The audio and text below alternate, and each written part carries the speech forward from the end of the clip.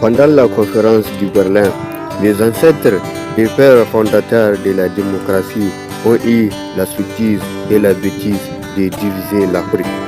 Ils ont eu l'animosité d'élever tout ce qui était doux en Afrique pour les rendre amers. Ils ont eu l'audace de passer un compromis sur les modalités d'occupation, tout en donnant un espoir de vie à la traite négrière au mépris de tous les principes sacrés de la personne humaine.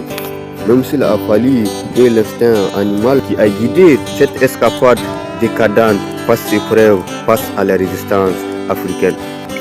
Pendant le soleil des indépendances africaines, les moutons politiques parrainés par l'Occident ont constitué la référence en matière de divertissement de la démocratie africaine.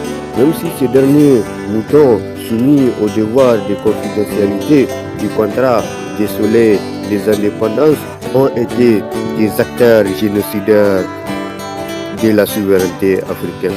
Quoiqu'après les soleils des indépendances, les pères fondateurs du néocolonialisme vont s'engager à imposer le multipartisme à ces mêmes moutons au détriment du parti unique de la première génération de moutons intimidés et dressés par la tournée stratégique du général de Gaulle. En effet, l'avènement du multipartisme a été un tournant décisif pour la crédibilité d'un pays dit des droits de l'homme, pour la crédibilité du mouton dévoué à la démocratie européenne et pour la crédibilité de la démocratie française comme de toutes les autres puissances tachées par le sang de la chair de la colonisation.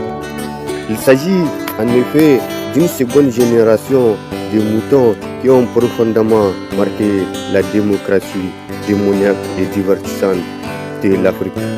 Il s'agit en effet d'un troupeau de moutons adeptes du gémophotisme.